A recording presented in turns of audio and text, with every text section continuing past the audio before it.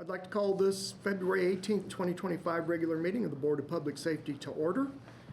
And the consent agenda for this evening contains the following: approval of minutes from January 21st, 2025 regular session, approval of payroll for the periods of 1/24/25 to 2/7 of 25, approval of claims for the period of 1/31/2025 to 2/14/2024, certification of the executive session held tonight, 2/18/2025.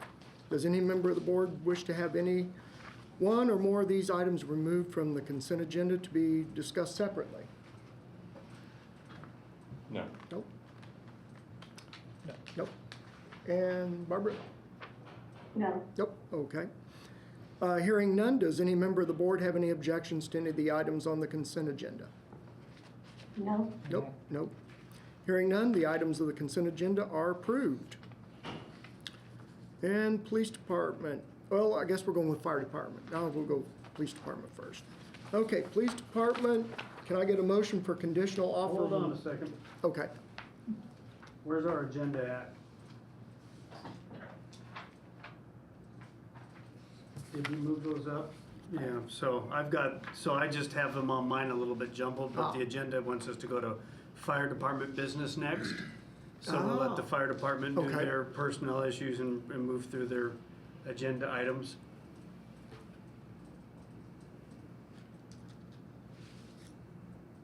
So fire department business personnel issues, we're gonna do the promotions for the fire department. Okay. Motions for the fire department. Can I get a motion for the promotion of the following firefighters first class to the rank of lieutenant effective February 1st, 2025? And we got a little, and that will be, let's see, that's chauffeur, and that's all those, okay. All right, that will be Bill Abram, Austin Brown, Ray Kazee, Brandon Hudson, Devin Owens, Joe Richards, Greg Barr, Jordan Canada, Brian Hollers, Scott Maline, Joe Radonovich, and Brett Roram. Any discussion? We have a motion. We have a motion? I'll move. Second. Okay, good. Now any discussion? Okay, any discussion? No. Nope, okay. And no discussion, so roll call vote. Yes, Amerson, Aye. Brinson, Aye. Kitchener, Aye. McKinney, Aye. and that motion carries. All right. Now, can I get a motion for the promotion of the following firefighters first class to the rank of chauffeur effective February 1st, 2025? And those would be James Johnson, Joseph Percy, Scott Scrogum, and Seth Staggs. And can I get a motion? So moved. Second. Okay, and any discussion? No discussion. Roll call vote. Brinson, Aye. Kitchener, Aye. McKinney, Aye. Amerson, Aye. And can I get a motion for the promotion of Sean Huttenlocker from firefighter first class to the rank of chauffeur effective February 20th, 25? So moved. Second. And any discussion? And hearing no discussion, roll call vote. Kitchener, Aye. McKinney, Aye. Amerson, Aye. Brinson, Aye. and that motion carries. And can I get a motion for the promotion of Kayla Hamill from firefighter first class to the rank of chauffeur effective upon a position to chauffeur opening up? So moved. Second. And we got a second. Any discussion? No discussion. Roll call vote. McKinney, Aye. Amerson, Aye. Brinson, Aye. Kitchener, Aye. and now report on monthly statistics and training. I've got all of those here. They're in this packet as well. Oh, you've got them on? And they'll be on the screen. Yeah. That's here. So you can see that for year-to-date, we have 575 calls for January of 2025. That's 123 more runs than a year ago. So it's basically a 21% increase in 1 year. From 5 years ago, we have had 240 more runs than 5 years ago, so that's a 42% increase in call volume in 5 years. For IU, we had 67 calls for January in 2025, 62 in 2024. It's about a 7% increase. And for 5 years, there were 59 calls in 2020, and so it's about a 12% increase there. And that's a breakdown of the actual calls. As you can see, false alarms are still by far our highest. And I can add in here the data that you requested last meeting. Based on the article we had IDS requested of us, we used data from July 1st, 2023 to June 30th, 2024, so 1 year. During that time, we had approximately 815 false alarm calls to dorms alone. So that doesn't include, their article is specific to dormitories, so that doesn't include all IU facilities. And based on calculations to include apparatus, man hours, equipment, fuel, all of that, the dollar figure attached to that was roughly $40,000. And that would actually be somewhat conservative because that would take into account the first arriving unit, which would be the most time spent responding, clearing it up and clearing, wouldn't take into consideration the second unit or additional units that would respond and potentially get called off or not be there as long. So that $40,000 number is a conservative figure attached to it. There was a fire this week, wasn't there? Mm-hmm. Yes, they did have an actual fire in a dorm this week on campus, yes. Unoccupied dorm room, I should say. And we did break it down even further as far as the dorms were concerned. The freshman dorms, the ones who house, or the ones who generally house freshmen, are the, what shall we say, the guilty. I mean, the ones having the most incidents. Probably the ones who are just learning to cook on their own. I think I was even quoted in there saying, I can tell what food is burnt as soon as I got in there, because how many times we had to take care of it. So. Yeah, you can know the smell when you come in, so. And that's just the heat. You can barely see, we're just registering some green, though it is off there on West 2nd with 3rd right there. And then on campus and out by College Mall.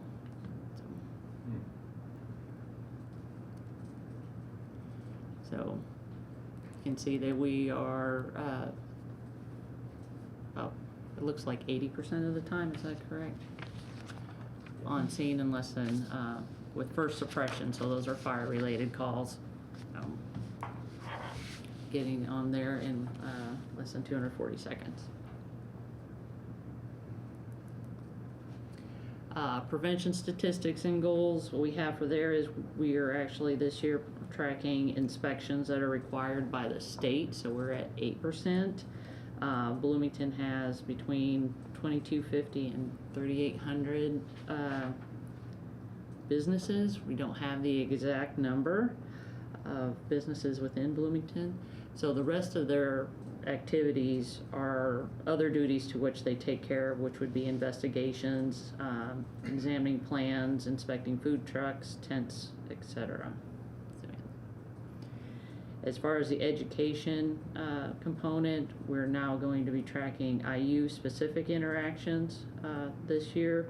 Before we had kind of lumped them in with adults since they're over 18, but usually there's enough of them that we can actually have their own category. So for January, we had 67 adults, 42 students, and 14 kids. So for January, you can see that we are at 5429.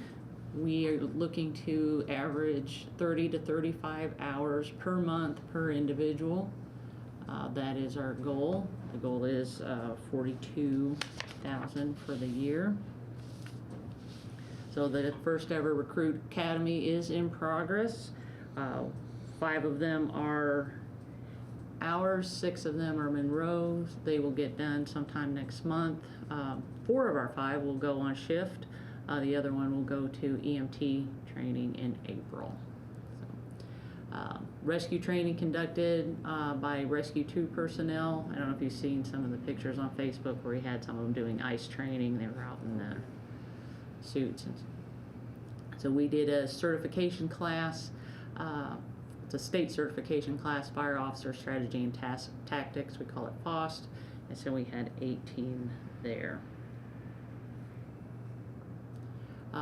MIH numbers for the year. So we have 12.4 average visits per patient per month. We had 49 different services. We classify those like who needs urgent care or shelter or home health. So we have a variety of different categories, but 49 of those type of services were used in January. 32 different agencies were involved with our program. That is a record high for us. So these would be like Stride Center, Police Department, social workers, Centerstone, APS, HAND, a lot of medical offices. That. Referring agencies, again, this is a high number for us. 12 different agencies are referring patients into the program. BFD is still the highest one, but Lifeline, the jail social work, winter shelter, someone referred themselves to the program, ED case management, such. So we've had 23 referrals this month, which is, again, another record. So we're starting out January, MIH being setting records. So, like I said, we can see that they worked with Stride to get a patient connected immediately with a therapist and get them into a rehab facility. That generally doesn't happen immediately, so it's a team effort to get that done. They were at Shalom Center already when they witnessed a patient who had overdosed. They went into cardiac arrest, and they were able to get a pulse back along with the BFD responding team. They got a pulse back prior to EMS arrival. Pretty good, very good. The MAH team helped get permanent housing for an unhoused patient, and then they were able to work with the health department and get an expectant mom car seat stroller combo because she takes public transit, so she needed that. And they helped with dispersing winter wear from a coat collection. So they've been out and busy, and that's January.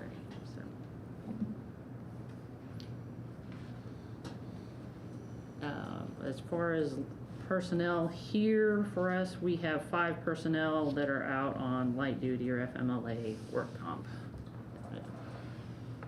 And as far as expenditures, last week we had approval at Board of Public Works for the purchase of a new fire engine and a new rescue truck. So the fire engine lets us stay with what we shoot for, which is a replacement cycle every 7 years for our frontline apparatus, followed by another 2 or 3 years in reserve. It's really minimized downtime and maintenance that we used to see a lot more of before we were able to do this. So this lets us stay on track with it. And the rescue truck is part of the initiative we had to reinstate a dedicated rescue team, which we have now, and it puts them in a new frontline rig. So we'll actually, we were approval last week, we'll actually receive that probably within the next month or so, which is not usually how this goes when we buy apparatus. We're going with a stock unit, and there's a much better turnaround time. So looking forward to having that. As far as upcoming expenditures, here soon we'll get seek approval for the purchase of a flashover chamber and a concrete pad for it to rest on. Essentially what that does is it lets us train new and experienced firefighters to experience what flashover is. If you're familiar with what that is or not, it's basically as things heat up in a room, they all will ignite at about the same temperature. So you go from a small flame to everything burning very quickly, and there's some signs that happen before that actually occurs. So if you can see those signs and know to get out quickly, it can save lives and make a big difference. So this chamber lets us recreate that, and they can train in that environment. So we hope to have that approved and purchased here pretty soon.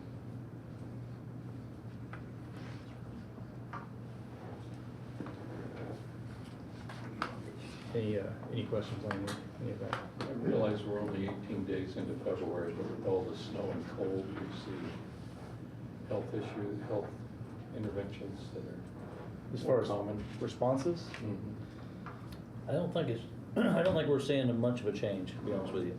I think the shelters have been open almost every night now, since I know I've January set up 1st. beds a couple times. Yeah, so I think that's helping a lot, keeping the population to have a place to go and get warmed up, so I don't think we're seeing much difference in our responses right now anyway. One thing we'll see occasionally, unfortunately, we haven't seen much of it, if it drops cold enough, we'll start seeing sprinkler systems Right. burst. And then that activates the alarm, and we've had years where we've been plagued with that. I guess not. Knock on Yeah. wood. Yeah. Haven't seen as much, so, perhaps the building construction's taken that into consideration a little better, some of the modern things we've seen go up. Thanks. Sure. All right. So do we want to go into the conditional offers of employment? Next, I think the way the agenda reads is that we have a report on monthly statistics and training for the police department. Okay. On the end. Do you have a copy of the agenda? I do, actually, the call to order, and here we go. We're down on 4 police department meetings. Okay. And let's go with police department. So for January statistics, again, we're looking at months comparative to the last 2 years. We're up quite a bit in the last 2 years, January calls. This is an increase of 1,117 calls for service during the same periods of time in '24, and again, 600 more than the year before that. This is how we have ended the year and beginning the year. Actually, how we ended the year, the numbers are a little bit off here. Should be 22, 23, 24 as opposed to 23, 24, 25. But the numbers are comparative. We had some categories we went up, some categories we stayed the same, some categories where we've seen some decent drops. We got to crunch those numbers a little bit more to give you the true value of those because they're weighted differently. So to tell you what our crime rate went up or down will depend upon how some of those numbers come out. That slide is a little off, so we'll have to work on that before I apologize. Traffic stop comparisons, again, we're talking year to date. So this is where we are year to date as compared to the previous years. A little bit down from last year, but significantly up from '23. Clearly, the weather has kind of cut into that just a little bit. Calls involving weapons, again, this is year to date. So far, we've had 17 events this year involving weapons. That's down considerably from '23, where by this point we'd already had 54. Adult arrests were down. Seems the graph shows a lot, really not that much drop. But again, we stay fairly consistent. Juvenile referrals, again, stay fairly consistent. This is not the end of a hate crime reporting period. You won't see that number come up until April, the April meeting. Nuisance calls, I say this every month. They always look the same every month because they're one of our most statistically stable categories. Everything involves a substance abuse of some type usually. So our training hours, we had 126 last month. 25 officers completed the emotional survival for law enforcement. 1 officer attended a course in communications for effective leaders. The critical incident response training, 9 officers, 14 hours each. Civil disturbance unit had 5 officers for 7 hours each. Community engagement events, as you can see, there were 13 with 18 hours involved, 20 personnel, and you'll see some of those that were up there. Some of the upcoming ones, you'll see it probably monthly or bi-monthly, is the Forever Friends. We're going to do that continually. And then we have the ride-alongs that we always have with the students from the School of Law. Police social workers, again, we begin partnering with PALS, which is an equine learning service for 13 to 18-year-olds and their caregivers. They've got some really good hopes for that program. You've seen Sergeant Fabris and Police Social Worker Stone work full shift together as their first true co-response unit at BPD. Mental health providers connected clients to the recovery center and arranged for their dog to be temporarily housed at the Humane Society. Our outreach specialists, the ORs, completed multiple newly coordinated entry into housing assignments. They assisted 8 community members with food stamp and healthcare applications, and they responded to help DROs for a call for service to connect community members with Stride and with Centerstone. Here's your conditional offers. All conditional offers of employment for the police department. Can I get a motion for the conditional offer of employment contingent upon the completion of all remaining steps in the hiring process for the following: Jason Shabitz, Tony Thomas, Zachary Hawkins, Matthew Pearson, Andrew Tillett, James Shields, Shelby Meganin, Caleb Brinson, Garrett Day, Jared Bell, and Brandon Bedola. I so move. Second. Any discussion? No discussion? Roll call vote. Amerson, Yes. Brinson, Yes. Kitchener, Yes. McKinney. yes, And that motion carries. All right. General business, we talk a little about personnel. Personnel, as I discussed earlier, we're currently at 90 on the payroll. That does not include the 11 that we just gave the conditional offers for. So that'll actually put us at 101. We currently have 8 officers in the field training program in various stages of that. Some are at the very tail end, some are in the middle of it. We have 1 officer at the academy currently. He'll graduate in late April and start field training. We currently have 4 officers off on extended sick leave or light duty, and we still have 1 officer off on an extended military deployment. As far as purchase and expenditures, you'll start seeing coming through over the next several months our yearly procurement cycles for equipment.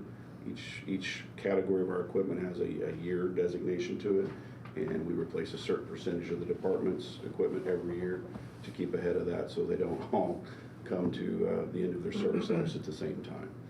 Those will vary anywhere between 2 and 3 years to 6, 7, 8 years, depending on what the piece of equipment is. The biggest one you won't see for a couple months, but we entered into a purchase agreement for a significant number of squad cars that will be coming. You'll probably see that in 90 days or so as far as the expenditure going out for that. As far as the ARV deployments, there were none in January. You'll have a couple next month we'll talk about that have come out in the last week or so. Back to the fire department. No. No, I guess it's us now. So this was the officers went down to Sherwood Oaks, checked in on a young lady that was not doing well. In fact, she was deceased. When they went down, they found her. They had checked it a couple days before, but the managing broker of Capital Realty asked for us to go check, and unfortunately this time the officers went down, they found her deceased. This is want to take a moment for someone to commend one of our CSS folks for an act of kindness. Basically, a 3-year-old has a tired 3-year-old being picked up from daycare, had to stop at a convenience mart. The officer specialist noticed him, brought him a handful of lollipops, gave him a police sticker, and just basically spent some time with him, kind of calmed the kid down, and that was one of those things that really stuck out to this individual. This was a letter of thanks from IU Health Lifeline. This was one of our off-duty officers who happens to live in Lawrence County, who came upon a serious crash in Lawrence County and was able to render immediate medical care, call for assistance, and stay with them basically through the entire thing because just the lack of personnel that were available that day. So he was in his Bloomington squad car and came upon this and had his equipment, his radios, and everything else with him to be able to get it called out and get assistance to those people as fast as possible, and it worked very, very well. Again, this is from one of the city council members, just expressing to Officer Dorman, one of the officers, his thanks for the bravery. Officer Dorman was impacted head-on by an individual involved in a vehicle pursuit and ended up totaling his car. Thankfully, Officer Dorman only had minor injuries, and there were really no injuries to the suspect when he was taken into custody. Other business? None that I know of. We got old business, Old business? says no. Yep. no old business. No old business. No public comment either. Well, we have new business. New though. business. Slow down. You ready to leave? No, I was following the slide. It's, Not All the right, agenda, my real bad. quick. The item under new business that we are looking at are rules and procedures for conducting a meeting and holding an election for commissioners to the Bloomington Fire Department merit system, to be put on the merit commission for that system.